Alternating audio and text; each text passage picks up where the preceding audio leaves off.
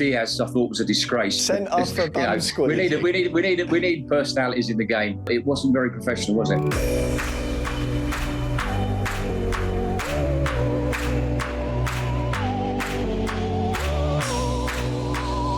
Premier League football is back, and if you thought this was going to be the season which ended VAR and refereeing controversy, then how wrong you were. This is episode 1 of SunSport's brand new show, The Whistleblower, where after each and every Premier League game week, we'll be running the rule over the good, the bad and the ugly decisions from every Premier League match. And we'll be doing it with none other than former Premier League referee and SunSport columnist Mark Halsey. Mark is not scared of upsetting fans. He's not scared of upsetting referees or the PGMOL. He just says it how it is. And that is exactly what football fans have been crying out for. So without any further ado, Mark, brilliant to have you with us for episode 1, the first of many. And what a weekend it was. Normal service has resumed after a summer of everyone hoping there'd be no more refereeing controversy.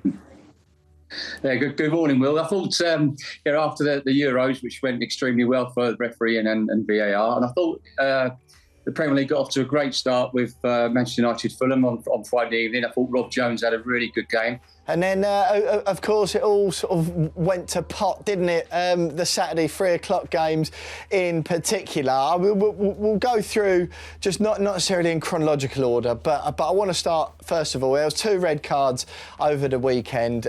With Fabian Schar from Newcastle and Brereton Diaz of Southampton in that 1-0 win for the Magpies at St James's Park. 28 minutes in, Brereton Diaz, who's already being labelled as an S-houser by anyone who'll listen, he shoulder barges Schar in the back. Schar gets up and reacts, shoves him at first, and then does that classic Premier League footballer thing of moving his head towards his face. Whether you call it a headbutt or not, I don't know. And then he's sent off. What did you make of it?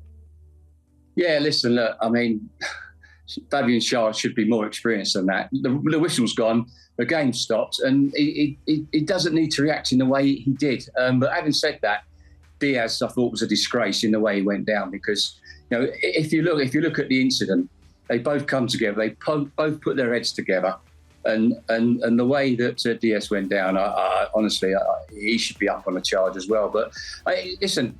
Schar's given the referee, Craig Pawson, a decision to make, and Craig has done what he's done. He sent him off for violent conduct. My only doubt there was whether the force was negligible. Now, if that's the case, then it's not an act of violent conduct. So it'd be interesting to see how Newcastle view that and whether they put in an appeal on that incident. And Everton, awful start to the season, lost 3-0 at home to Brighton. Another red card in that game as well. Veteran Ashley Young, a man who, like you say, with his experience, you'd expect to know better. He pulls back Kaoru Mitoma of Brighton. Yeah, listen, Simon Hooper had no choice. He had to send Ashley Young off for denying an obvious goal-scoring opportunity. In that same game, then, Mark, Dominic Calvert-Lewin, a bit of a weird one.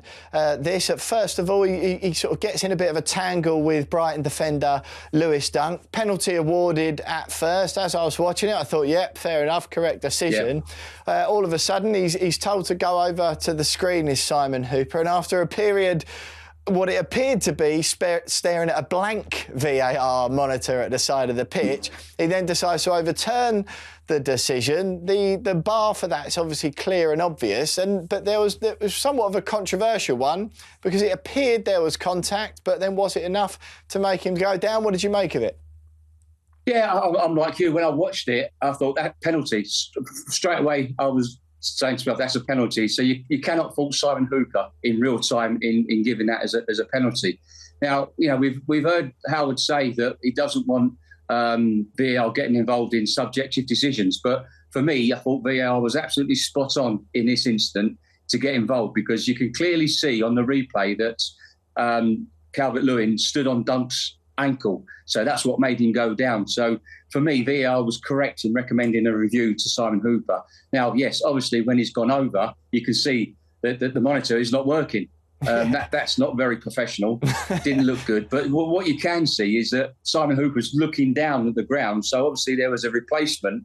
It must have been a laptop or some sort of monitor in a case on the floor. So you can clearly see him looking down. So there was a backup screen there, but it wasn't very professional, was it? Eberechi Eze, Mark, going to be one of the players of the season. You would have thought, as he was last year, Crystal Palace's main attacking hope. He scores an absolutely stunning free kick from an out wide position, catches the goalie, the Brentford goalkeeper. This was off his line. It kisses the inside of the post on its way in, but a referee's already blown the whistle by then for a perceived foul against Will Hughes, by Will Hughes on Brentford defender Nathan Collins. Replays appeared to show otherwise, that in fact, if anything, it was the other way round, but a bit of a premature whistle from ref Sam Barrett there. What did you make of that situation? Yeah, listen, that's when you want the ground to open up and swallow you, isn't it? As a referee. As a referee, yeah.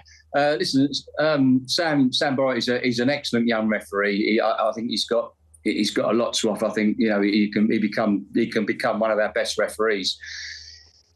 He will know he's made a mistake because, as you rightly said, it looked like when you see the replay, it's Collins that's fouling Will Hughes, and he was just too quick on the whistle. And they are taught not to blow too early. Just hold your whistle, let the play continue, let the ball go in the back of the net, then blow your whistle if you still think there's a foul. And that's when VAR can look at it, because of the IFAB protocol on those situations. If the referee blows before the ball's in the net, then VAR cannot look at it. Right. Crystal Palace disappointed, of course. Brentford scored soon after and went on to win the game. So that one will sting Palace fans for quite a while. Wolves defender, Mark, Yerson Mosquera.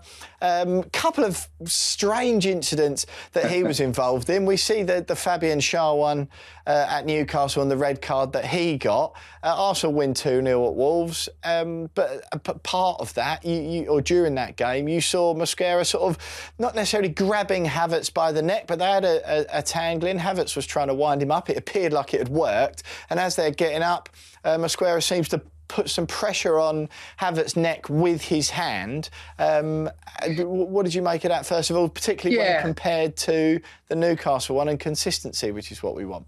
Yeah, listen, I don't think Jared Gillett has seen that in its entirety. Now, it's one of those, I mean, on another day, if the referee's seen it, he may view that as violent conduct. But as we've heard from Howard, that it's subjective of whether it's a reckless act or a violent act. And VAR have looked at that, and they've not come in because they think perhaps it's not violent conduct, it's reckless. And as we know, VAR cannot get involved in issuing of yellow cards. So I think, if anything, he was lucky to escape a yellow card for a reckless act, unexemplary conduct, unsport behaviour. But on another day, the referee may deem that as violent and send him off. So, yes, perhaps he can count himself a little bit lucky. And this was probably the strangest one of the weekend, Mark, but also in that game, Mosquera again involved at the centre of the controversy. Gabriel Jesus had bent over at one stage, and there isn't really any other way of saying this other than he squeezed his bum. Very Vinnie Jones on Paul Gascoigne-esque, a modern equivalent of that. Is there any... Gabriel Jesus made a big deal of it, of course, and it's sort of funny to some football fans, but is there any sort of a bit more of a serious approach to that, saying, look, that's inappropriate, you can't be doing that, and could he have potentially got a caution or been sent off for that? Again, I mean, if the referee sees it, he could quite easily caution him for unsporting behaviour. But listen, we don't want to see play. I mean, they're obviously having a bit of a ding dong with each other, and it was a bit of fun. So let's laugh about it and let's move on, because we want to see players cautioned or sent off for things like that. Sent off for bum squeezing. We need personalities in the game. Well, former Premier League referee and SunSport columnist Mark Halsey will be with us after every single Premier League game week this season, like I say, to let us know. He's not scared of upsetting the fans. He's not scared of upsetting the referees. He talks straight and tells it how it is. So make sure you are following SunSport on YouTube and the Sun Football across all of our socials for The Whistleblower with SunSport and Mark Halsey after every Premier League game week this season.